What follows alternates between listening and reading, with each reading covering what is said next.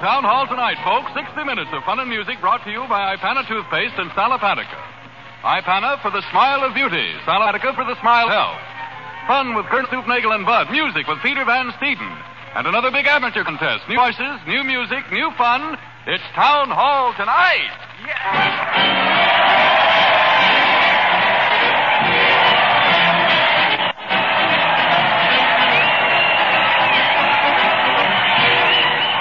Listen to that. There's an enthusiastic throng following the parade to the old Town Hall tonight, folks. There go Colonel Stoop Nagle and Bud leading the march, bounding about like the grateful gazelles they are, throwing bombos to the crowd right and left. It's a big night tonight, so hurry, hurry, hurry. Everybody's going. Everybody's going.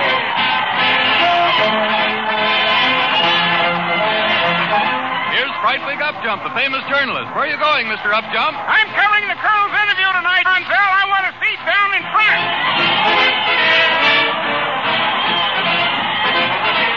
Here's Fantastic Whistle. Why aren't you in the hall, Mr. Whistle? I'm supposed to get the final results of the Colonel's campaign tonight. I want a seat way in the back. And here are Colonel Stoop Nagle and Bud themselves. What's new, fellas? Hiya, Harry. We're getting out our gats to take a few shots at gangbusters tonight. Some shooting, huh, Colonel? What's that? Yes, sir. A big show tonight, folks. So come one, come all. Everybody's going. Everybody's going.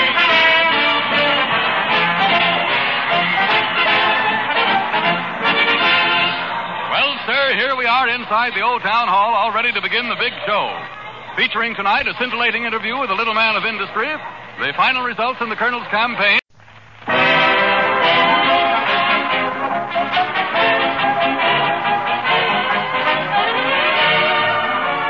An hour of smiles in Town Hall tonight, folks. 60 minutes of fun and music brought to you by Ipana Toothpaste and Sal Hepatica. Ipana for the smile of beauty. Sal Hepatica for the smile of health. Fun with Colonel Stoop Nagle and Bud. Music with Peter Van Steeden. And another big amateur contest. New voices, new music, new fun. It's Town Hall tonight.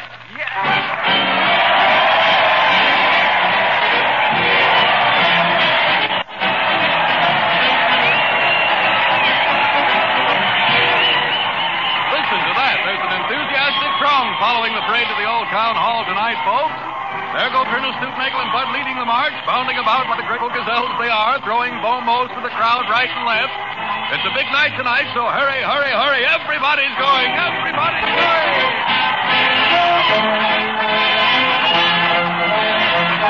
Here's Frightwig Upjump, the famous journalist. Where are you going, Mr. Upjump? I'm covering the Colonel's interview tonight, Sal. I want a seat down in front.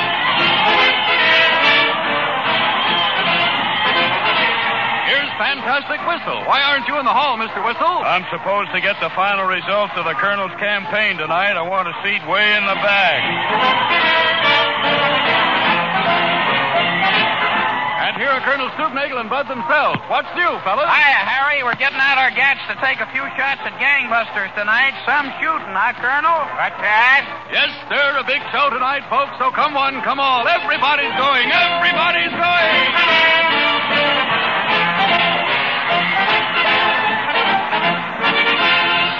Well, sir, here we are inside the old town hall, all ready to begin the big show. Featuring tonight a scintillating interview with a little man of industry, the final results in the Colonel's campaign, and a Stoop Nagle and Bud burlesque of the popular Gangbuster series. But Peter is signaling that he's all set for the overture, and we're off Bojangles of Harlem. Let it go, Peter!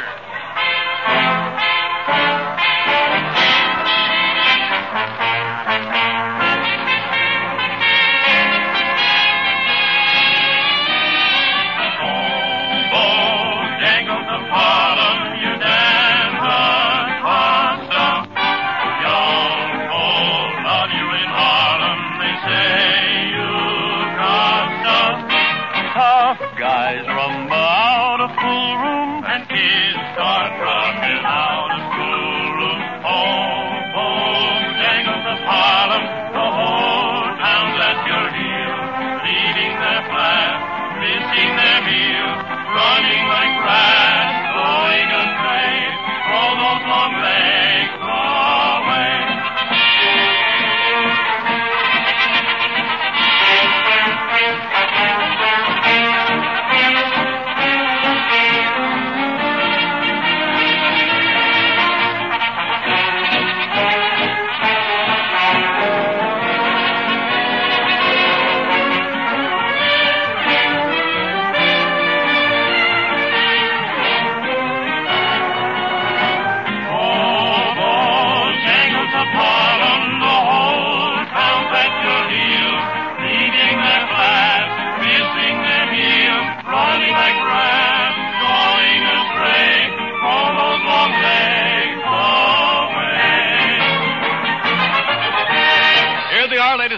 those two famous snapper-uppers, Colonel Lemuel Q. Stoop Nagle and Bud.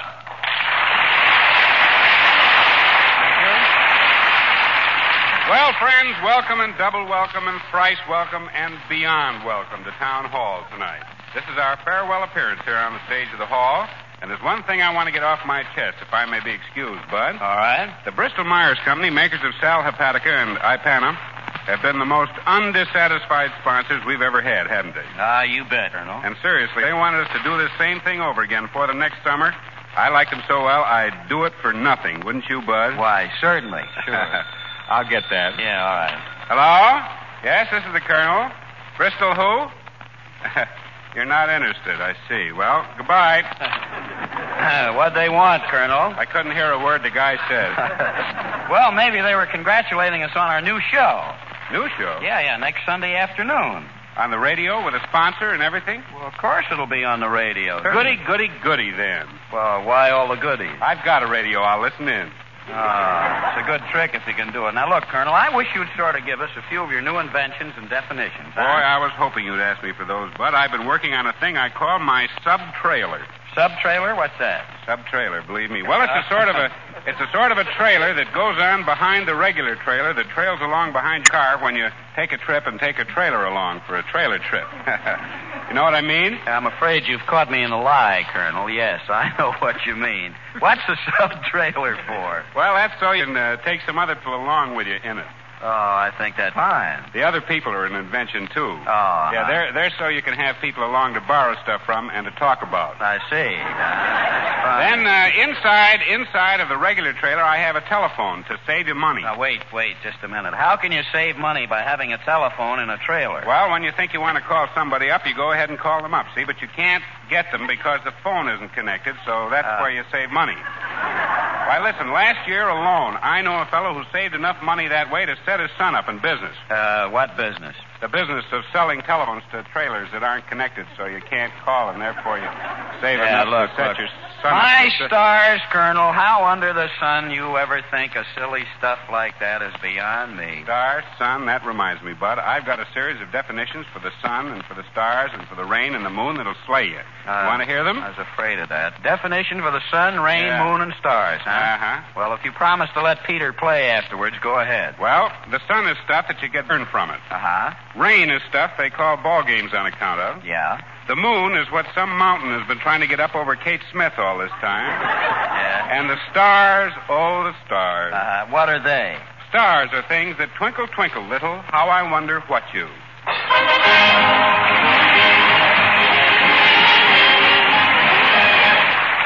Thank you, ladies and gentlemen. All last week, the Colonel was hard at work, as you heard, in his laboratory on Observatory Hill. And out of a veritable maze of things and stuff has come something. Would you like to explain it, Colonel? Try and stop me. It's an invention for brushing your teeth, Harry.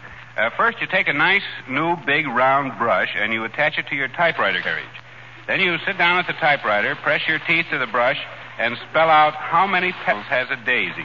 The brush moves along, and... Well, Colonel, what's the matter with a toothbrush? Oh, they've been invented? Well, then that takes care of everything. Oh, no. No, not exactly, Colonel. Because, seriously, ladies and gentlemen, just brushing your teeth is never quite enough. You've got to take care of your gums, too. Any dentist will tell you teeth are seldom white and sparkling when gums are soft and tender. That is the reason so many dentists recommend Ipana toothpaste. Because Ipana not only makes your teeth cleaner and more brilliant, but when used with massage has the extra advantage of helping tone and stimulate your gums. Just do this. Every time you brush your teeth with Ipana, put a little extra Ipana on your brush or fingertip and massage it into your gums. In that way, you'll give your gums the toning and stimulation they need to help guard against serious gum trouble. And at the same time, you'll have cleaner, whiter teeth. So always remember Ipana for the smile of beauty.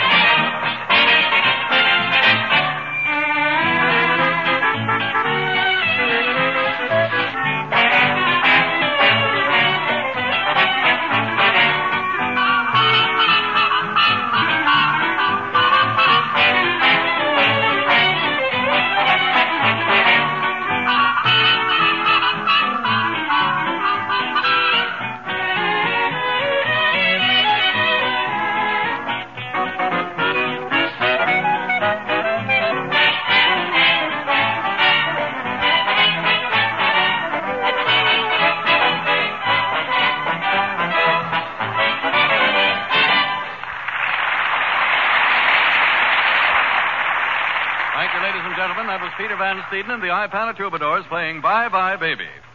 Now we present the final chapter in the historic campaign to keep Stoop Nagle out of the White House.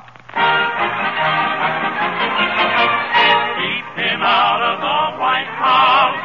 You can't tell what he might do. Let's find a place for him in a lighthouse. Or maybe we could put him in a zoo. A special election of the voters is being held today all over the United States to determine whether or not we shall have Stoop Nagle in the White House or out of it. And the jittery candidate sits in his campaign headquarters at Crawling on the Hudson, New York, and reports come in from every nook and cranny of the country. Bud, who has stood by our candidate through thick and thin, high, wide, and handsome, black and blue, and fire and water, is pacing up and down as telegraph machines bring in the news.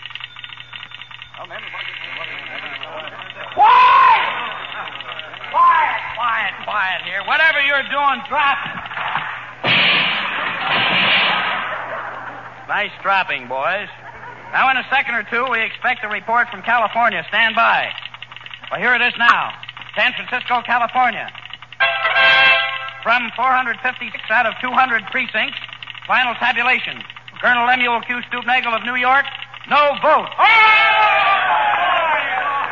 Well, congratulations, Colonel. Not a single vote from California. Thank you, Mr. Fiddlestuffer. Thank you. My, but I'm excited. Maybe I won't get into the White House after all. Hey, is this the campaign headquarters for keeping White Nagle out of the Stoop House? I got a message for you. Hooray, men. Listen to this. It's from Dallas, Texas. It says, practically complete reports from 678 out of 200 counties here give Stoop Nagle no votes and his opponent 456,678. It looks as though I have a good chance of not winning. Oh, boy. Hey, my goodness, what's this? Hey, Colonel, they're bringing the Alabama votes in here in an armored car. Here comes the man up the stairs with them now. Alabama, 24 votes for Underwood. Well, that's fine, boys, but how about Stoop Nagle? Who's Stoop Nagle? I'll get that phone, men. Quiet now. Hello, campaign headquarters for keeping Stoop Nagle out of the thing. Stoop Nagling. Oh, hello, Ma. Yeah, it's a fine fight, Ma. Yeah, hope to lose any minute now, Ma. Yeah, I'll be right home, Ma. Goodbye.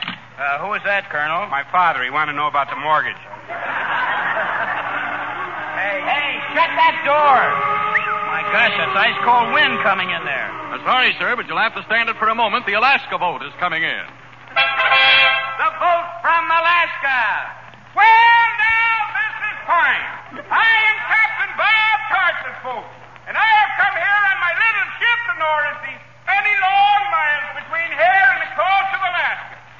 There was a vast amount of interest in the voting, and Stoop Nagle is a vast favorite up in the vast stretches of the frozen North country. Yeah, well, how was the Wait voting? Just a minute. Well, How was the voting, Captain? We're all anxious to know, as the thing is pretty close here in the United States. every person voted this year, and it was just fine. As nice a compliment as I ever paid to any candidate. Yeah, well, who won up there, Captain? Well, Stoop Nagle is a great favorite up there. Everybody in the whole... Captain, Hey! please, look. What was the final count of the vote? Everybody likes Stoop Nagle up there. When we were going... Wait a minute. What? How many votes did Stoop Nagle get? Minus 42. Say, Harry. Yeah? During all this confusion, have any results been coming in from the other states of the Union? Yes, Bud, we've got them. Attention. The total vote.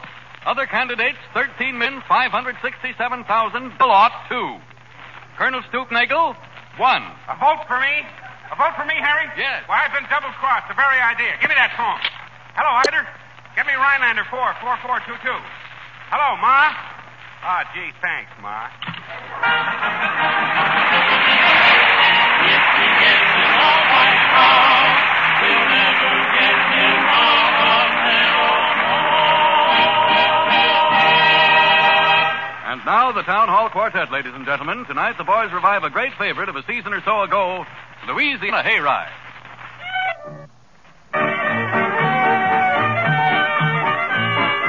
Duck for the oyster, die for the clam, now for the home in the happy land. Is everybody here now? Yes, indeed. Well, that being the case, I'll now proceed. What kind of fun does you fancy most? Picnic? No, sir. Oyster supper? No, sir.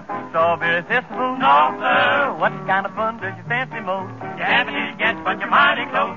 Don't hold it back any longer, it's a hayride. Gather get going. Louisiana hayride. Get going, we always ready. Start something. Louisiana hayride. No use for calling the roll. Oh, I like that song. The sitting in the hay, loving it away. Oh, the time is short. Crack a little whip, get your little chip to go. Start something. Louisiana hayride. No fooling, we always happy. Get going. Louisiana hayride. No use for calling the roll. Maybelle, Emmeline. Here I am. Susan Cannibal. I'm here, too. Sambo Washington. That's right here, brother. He's from Lindley. Highest, yeah. Emmons-Tana, Carolina Donna. Boy, they's all here. Miranda, Flora, and Linda. Yes, sir, brother, we's all here. Ramses Abraham. Highest, yeah. Moses Abraham. Highest, yeah. We all here. You can see, we all here. So get going. Louisiana hayride. Get going. We all is ready. Stop something. Louisiana hayride. No use for calling the roll. Oh, I like that boat sitting in the hay. And loving it away. Oh, all the time is short. crack a little whip and get your little chip to go. So start something. Louisiana hayride. No fooling, we all is happy. Get going. Louisiana hayride. No use for calling the roll. Get going. Louisiana hayride.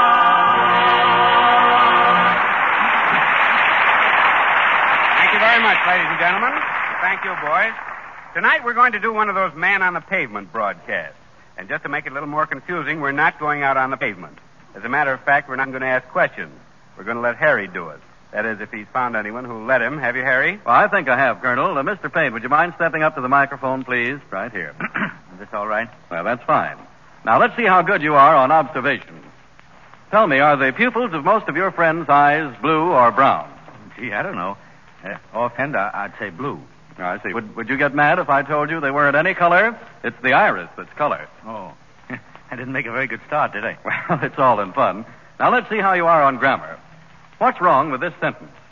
When you're feeling logy and under the weather, Sal Hepatica is ideal to take. Well, I don't think there's anything wrong with that. I think it's right. And you'll find countless people who'll agree with you, too, including physicians recommended Sal Hepatica for more than 40 years. Because when you're feeling headachy and under par, two things usually cause it: waste in your body and acid in your system. And Sal Hepatica is the mineral salt laxative that not only removes waste from the body, but also helps nature combat acidity. So the next time you feel grouchy and under the weather, remember Sal Hepatica for the smile of health.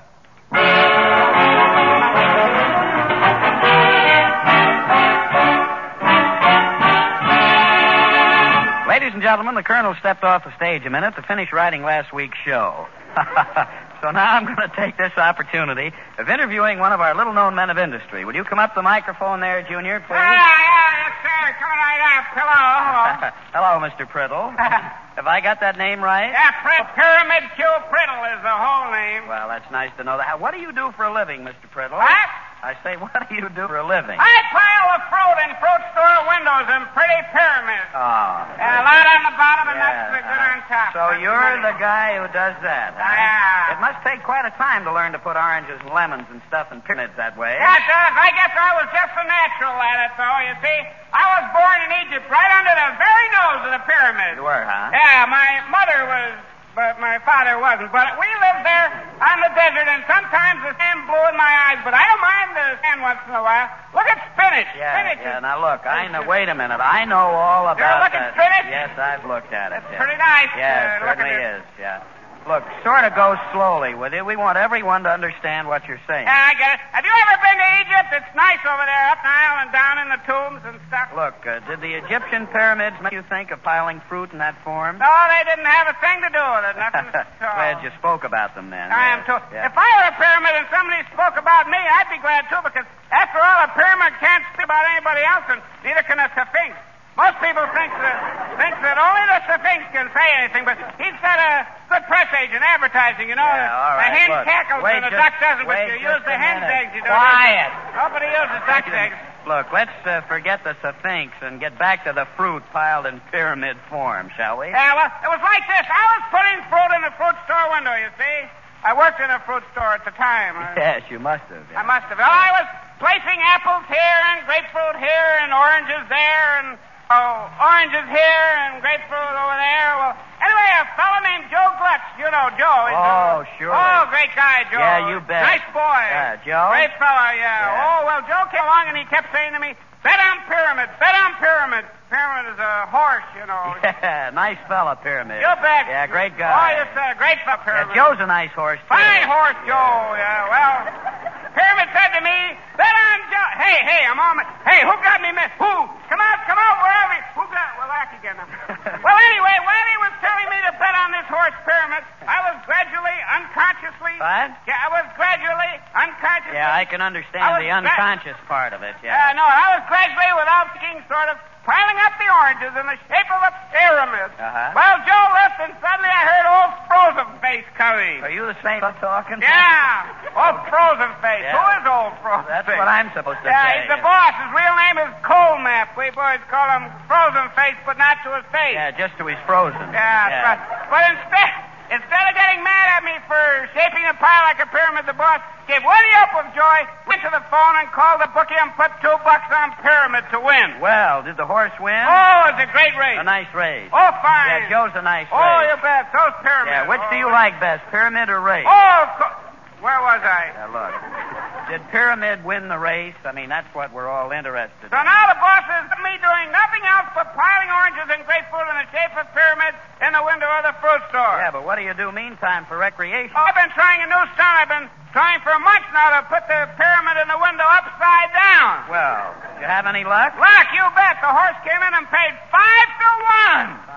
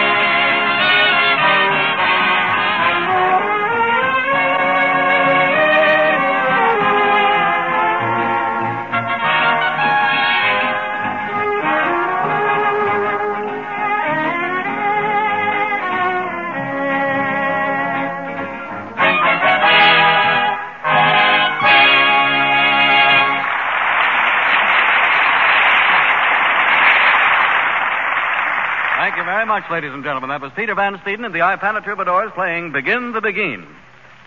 Now, Colonel Stoop Nagle and Bud present another of their popular burlesques of radio. Tonight, a takeoff on that well-known network radio program entitled Gangbusters. Mr. Phillips Lord, when asked by the Colonel whether his permission might be granted, replied, What can we lose? Which led the Colonel to believe that it was all right with Mr. Lord. So now Town Hall takes pleasure in presenting that eminent criminologist, Colonel Ganguel Q. Stoopbuster, and his partner Bud in a daring expose. Are you ready, boys? What can we lose?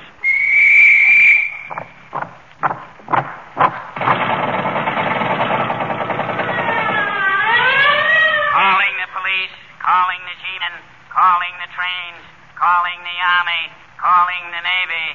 Can't you hear me calling Caroline?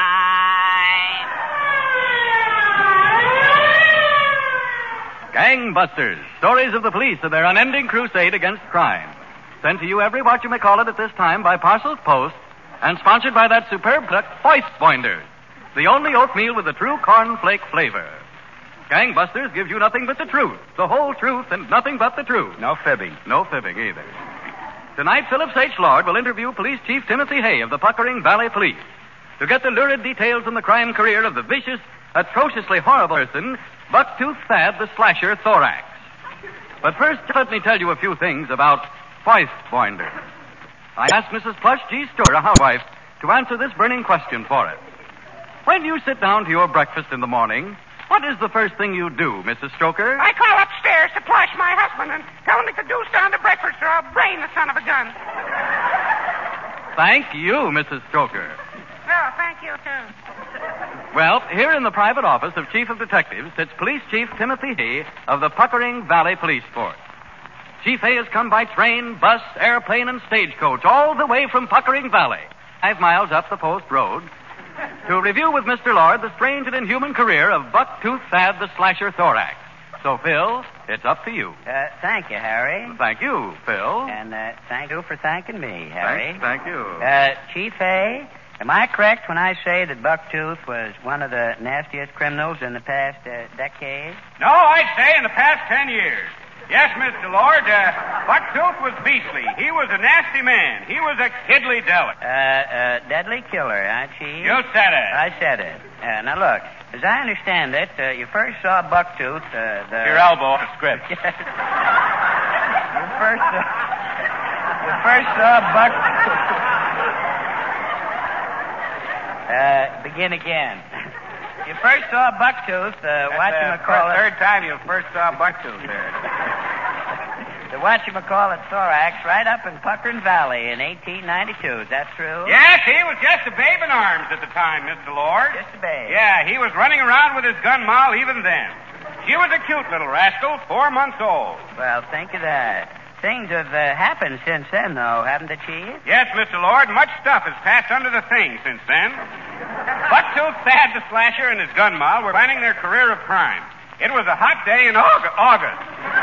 2 baby carriages were parked next to each other in a no parking space. Birds were singing overhead. One baby, a boy, was speaking to another baby, a girl, in the next carriage. Go. A goo. A go. A goo goo. How come you go me like you go, go, go? How come you go like you go? Well, I can see by that, Chief Hay, that things were coming to a pretty pass, even at that early age. A couple of crooners, huh?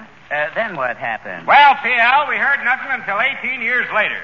They caught him stealing peanuts from a peanut butter factory. Oh, the old shell game, huh, Chief? Shucks. So, Bucktooth liked peanuts, huh, Chief? So they say. There was a rumor around that he liked pecans, but they found he liked peanut butter. Who's writing your material now, Chief? Well, it was in a peanut butter factory. Bucktooth and his pal were at the cash register when suddenly... Well, go ahead.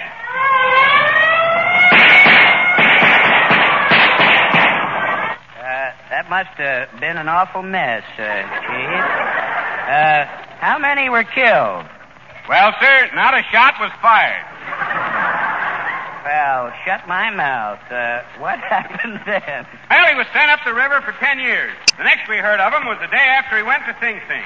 Of course, when he got out, he immediately went back to his old pals of the underworld. His best friend at that time was Cuthbert the Gouger.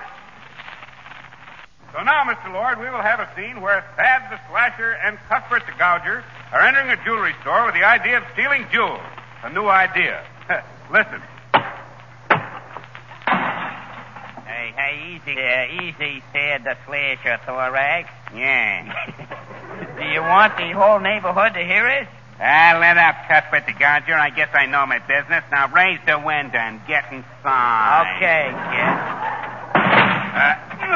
Hey, I don't like the looks of the joint. Oh, shut up. Now, look, here's the cash register. Let's see, you push the little valve down. Empty, huh? Well, I guess we gotta get the safe.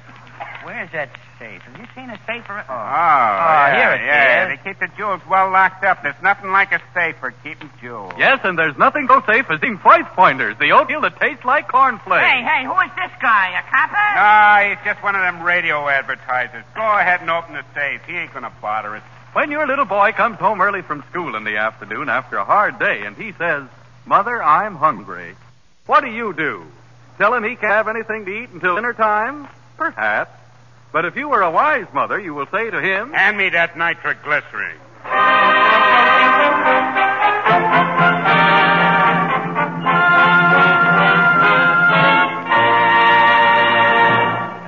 Is that the end, Chief? Yes, that's the way it was told to me. It makes a nice, dull story, doesn't it? Yes, it does. Thanks, Chief. And now, Harry, if you will, please, I'd appreciate it if you'd announce something about clues, which we always broadcast at the end of our programming. All right, Phil. We now bring you several honest-to-goodness clues. Sent in to us from police chiefs all over the country. A clue from the chief of police of Dandruff on the Knob, Nevada. We want information on Bud, partner of the team known as Nagle and Bud, for grand larceny. When last seen, he was jumping off the top story of the Empire State Building with a piece of fly paper in his hand. If located, please gather up the pieces and lose them. A clue from the chief of police of Puckering on the Valley. Information wanted on the whereabouts of a man calling himself Colonel Stoop Nagle. He is about 200 feet high and weighs 38 pounds. When last seen, he was wearing umbrellas on his feet and carrying a pair of high-button brown shoes above his head. If found, please notify. Please notify. What about his record? It's broken. It's broken. It's broken. It's broken.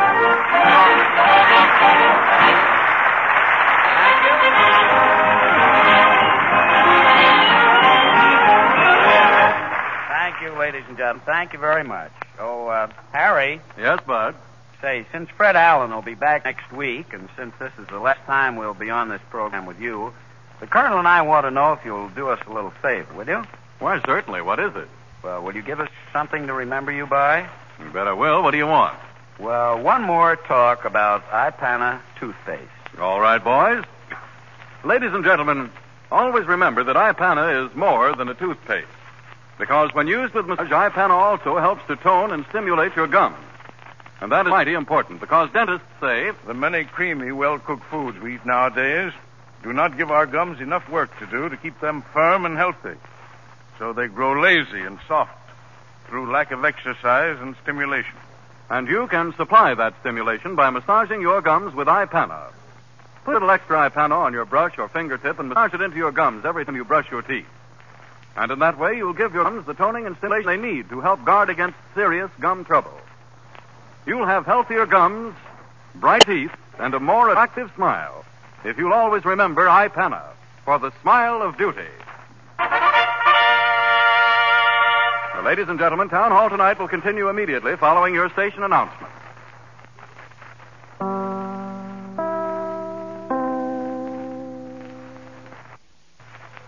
The Town Hall Amateur Contest.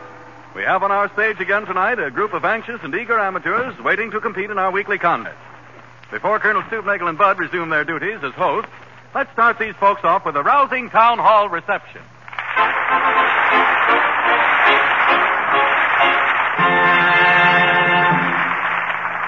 Now, as usual in the proceedings of our contest, you and our studio audience will act as judges. Your applause, which will be recorded on our sound recording machine, will decide the winners of the first prize of $50 in cash and the second prize of $25 in cash.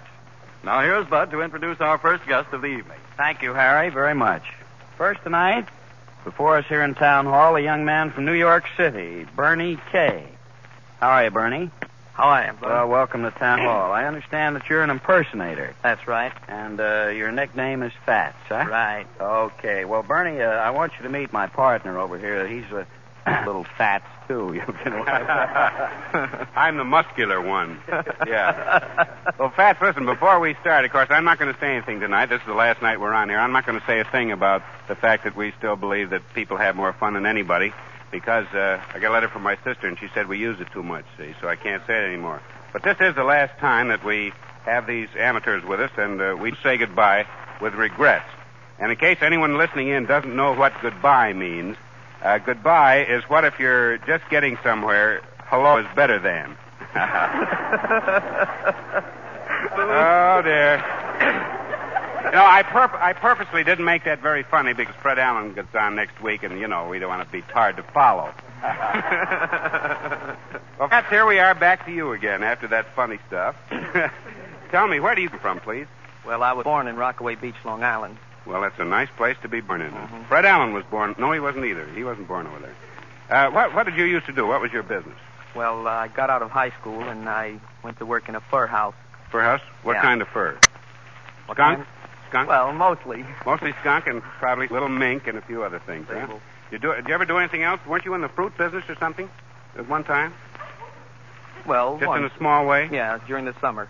That's so? I lugged onions. Lugged onions, then? You got tired of doing that, huh? Well, you have some of your families in the show business, too. Isn't that true? Well, in a way, yes. You have have a cousin who's a master of ceremonies in Jersey. That's so? And another cousin of mine is connected with RKO. Oh, really? Booking offices. Oh, that's grand. Well, now, Bud, you come and take Bernie and ask him what he's going to sing and stuff. Yes, sir, Colonel. Well, Bernie, I understand that you're to... Quiet, Astaire, quiet.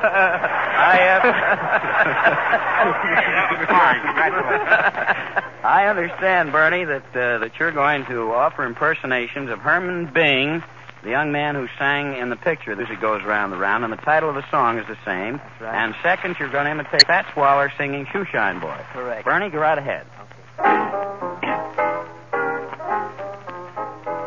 I blow through here, and the music goes round and round. Ooh, when it comes out here, right there, I push the first bass down, and the music goes round and round. Ooh, when it comes out here, and then I push the middle valve down, and the music goes round and round. Below, below, below, billy-ho-ho-ho. Listen to the shells come out. Then I push the left valve down, and the music goes round and round. Ooh, when it comes out here, Fats Waller.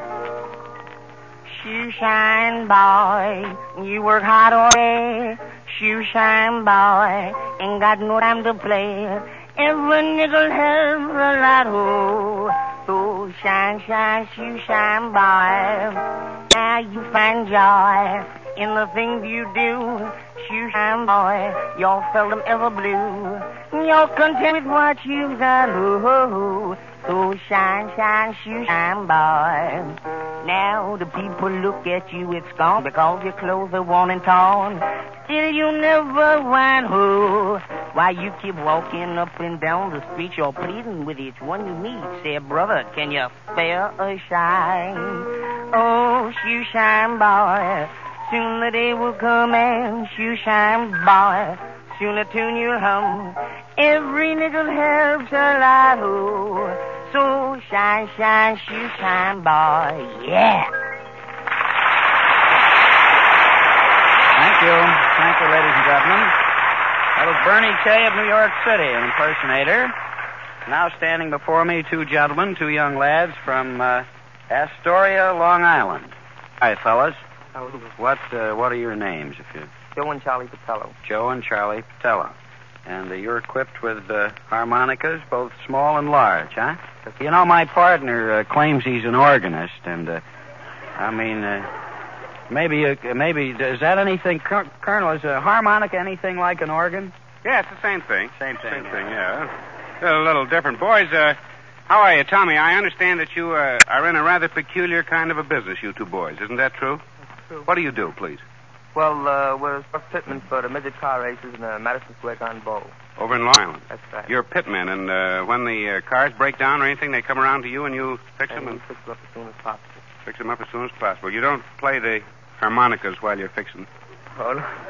Well, they fix the car. Hey, Bud. Yeah? You know those little midget cars that these boys are talking about? Uh-huh. How do they go? I mean, when you're there watching, how do they sound? Whiz. Oh, that's marvelous. That certainly is nice. Boys, what are you going to play? Nagasaki, huh? Nagasaki. Go to it, please.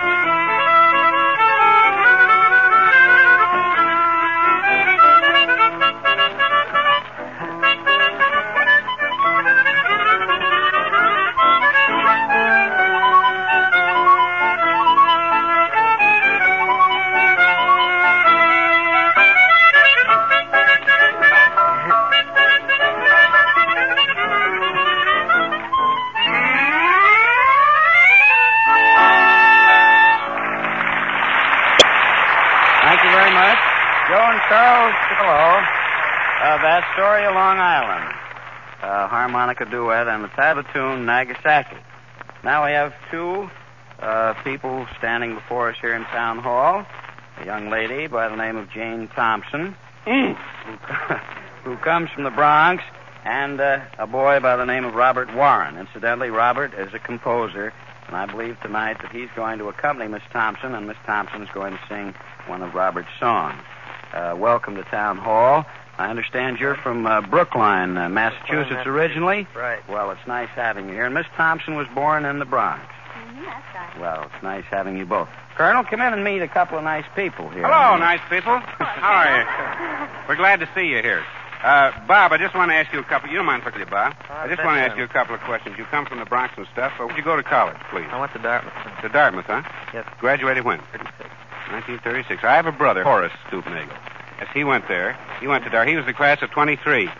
Captain of the swimming team. Captain of the swimming team. Yeah, I don't know if he's still there or not. I'm not sure. Well, tell me, have you composed any others besides the one you're going to play tonight? Well, yes. A few more or less. Did you? Would you want to mention any of them, or would you rather just play the one you're going to do? No, I'd just rather play. All right, you're going to play, and the young lady's going to sing. Yes. All right. What's the title of that, Robert? The title is Get Off My Mind. Get Off My Mind. You go right ahead. Robert's going over to the piano now. Robert Warren playing his own song, and Jane Thompson singing. All right.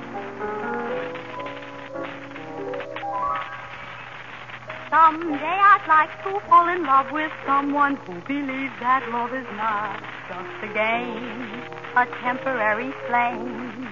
You seem to think it's quite a sport, and I know that you're just the sort who'd play around until you found another heart who started breaking. Get off my mind before I find that I'm a fool in love. Lord above would never let me be with you on my mind.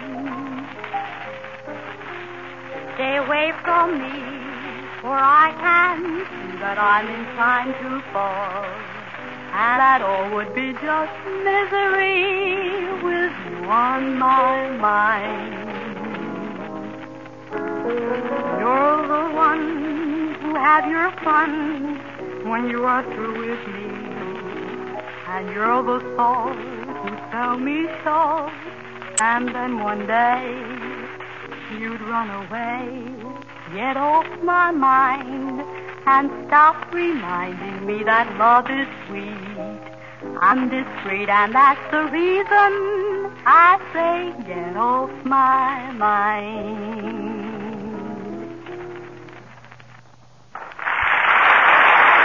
Thank you very much. Thank you. That was Jane Thompson, Robert Warren. Robert's own composition, Can't Get You Off My Mind. All right. Now we really have quite a thing here, ladies and gentlemen. Quite a thing. Incidentally, all the way from Bermuda. Is that right? Yes, sir. And your names, please. Arthur Smith. Arthur Smith, and yours? May Smith. May, brother and sister, huh? Yes, sir. And from Bermuda? Yes, sir. And when did you get up from Bermuda? About 6 weeks ago. About 6 weeks. You didn't by any chance, when you were in Bermuda, see anybody with the name of Sylvester Weaver wandering around down there, did you? No, I never. We have a production man on our show here. He spent his vacation down there at a place called the Coral Island Club. Do you know where the Coral Island Club is? Yes, sir. Did you ever go over and have fun over there? Yes. Do you know the boss of the place, Jack Green? His real name is Jack Peacock Green. Yes, sir. You know it. You do, huh? Mm-hmm. Well, the Colonel. Yeah. They know Jack Green from Bermuda. They do. The Coral Island Club, huh? Yeah. Boy, can we go there free?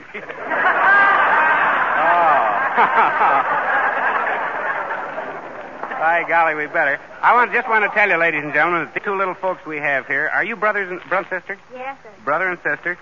Two little colored folks, and very cute. The little girl has a little pretty little pink dress on, and the little boy's all dressed up in long trousers and a bow tie and everything else. And they're going to dance. What are you going to dance? What kind of a... what are you going to... What's the name of your song? Let yourself go. Let yourself go. All right, now go right to it. Now come, get together. Let's dance, so feel your leather. Step slightly as a feather, not let yourself go. Now come, hit that timber, loosen enough to start to liver. Can't you hear that hot marimba? Let's go. No, let's go. No, relax. Let's go.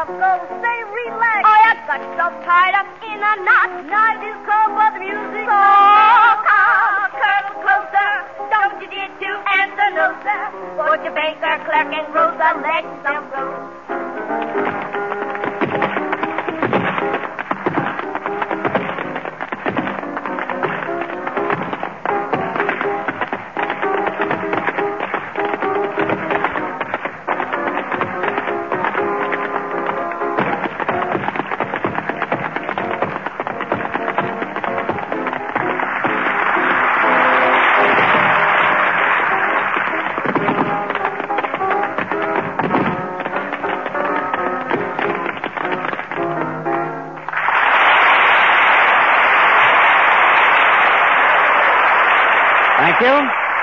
Thank you very much. Little colored girl and boy from Bermuda, dancing and singing, Let Yourself Go. Now coming up from Union City, New Jersey. Well, good old New Jersey. That's my home state. Yeah, Union City's the honor city tonight, too. I want to say. Harry Steiner. Harry, welcome to Town Hall. Thank you. A baritone. Incidentally, that reminds me, sitting out in the audience is a very, very dear, an old friend of mine who comes from Asbury Park, New Jersey, and he's a baritone, too. Bill Jordan. He's sitting out in the audience, so I want you to do a good job because he likes baritone singers. He's quite a singer. Colonel, come in and meet somebody from my home state here. Hello, somebody from his home state. How do you do? Oh, yeah, Jersey, huh? Right. Well, you know, Bud and I are going down to Atlantic City next week for some party given by the governor, or is that for the governor? Maybe it's, I'm not quite sure whether it's for him or given by him. You're not, eh? No. Oh, gee, I don't know what I'm going to do. We don't know who it's... It's for Hoffman, though. Hoffman, all right. Well, what's that got to do with this fellow that's going to sing? Nothing. Well, the Hoffman's the governor in New Jersey, that's all. Oh. Well, all right. He's the governor. What's he going to sing? Well, look, Harry, what are you going to... You know, we don't want to make this too funny, you know. Don't worry, we're not. Harry, what are you going to sing, huh? If she were mine alone.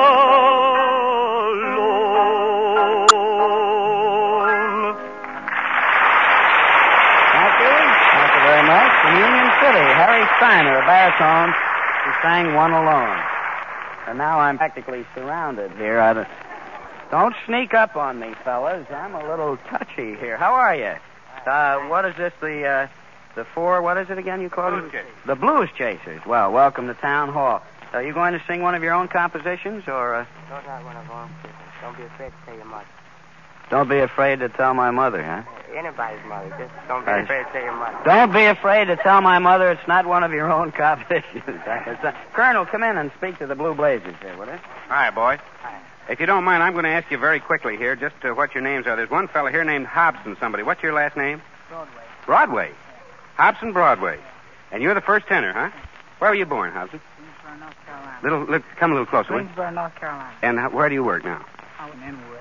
In a drugstore? No, I work for a shoe repair shop. Oh, in the shoe repair. I got them a little mixed up here, yes. Somebody, I've got to get after Uncle Jim. He doesn't give me the right dope on you fellas. Then there's the second tenor here, Clarence Walker. That's my name. That's your name, and you got the guitar there, huh? Guitar. Second tenor. And what do you do now, please? Well, I'm unemployed at the present. Unemployed? Yes. Oh, I see. I thought you were in the WPA. Right. Oh, you were? Yeah, well, you can lean on that second tenor there. And the next man is Victor Tynes. And you're the baritone, and you were born down in Greensboro, weren't you, yes, Victor? Sir. And what's your present job? My present job is bellboy. A bellboy, out in Harlem, isn't it? Yes, sir. That's fine. And John Adamson? That's right. You're the basso profundo, huh? And what is your business? Messenger clerk. You're a messenger clerk. Well, that's fine. Now we got everything all set. Colored male quartet, ladies and gentlemen, singing Don't Be Afraid to Tell Mother. Okay. Don't be afraid to tell your mother, afraid that she'll discover that you and I have planned a little home. Don't be afraid to tell a soul, she must be told you, for our lives we must live all alone. Boom, boom, boom, you tell her that you love me, dear, boom, and I'll be waiting at your door. Boom, boom. But if I have played around a year, I'll have to say I'm going away and never come back no more. Don't be afraid to tell your mother, afraid that she'll discover that you and I planned a little home. I mean, that you and I planned a little home. Boom, boom, boom, boom, boom, boom, boom.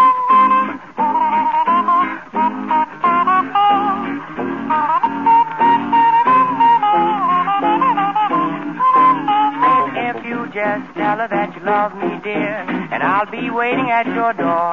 But if I have to wait around a year, I'll have to say I'm going away and never come back no more. Don't be afraid to tell your mother, afraid that she'll discover that you and I planned a little home. I mean, that you and I have planned a little home. Thank you very much. That was the Blues Chasers, a colored male quartet from New York, singing Don't Be Afraid to Tell Your Mother. And now, another instrumental group, ladies and gentlemen, the Arrowhead Swingsters, Angelo, Frank, and Mike. Instrumental trio. They're going to do Tiger Rag. Before you begin, boys, the Colonel has just a word to say to you. Hello. Hello. Hi, Colonel. Now, the Arrowhead Swingsters. Now, let's get at that Tiger Rag. 1, 2, and right in there and fight.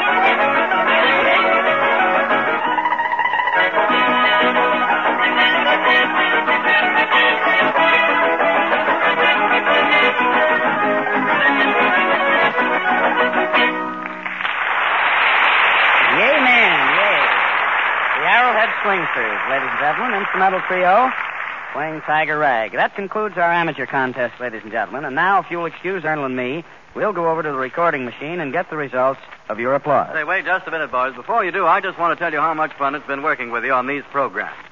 In speaking Bristol Myers, our sponsors, I want to thank you with all sincerity for every hour of smiles you brought us during the summer. We all hope your new series of broadcasts will be the most successful you've ever had. And, ladies and gentlemen, may we also thank you for remembering the two products that have made every one of these programs possible. Ipana toothpaste for the smile of beauty, Sal Hepatica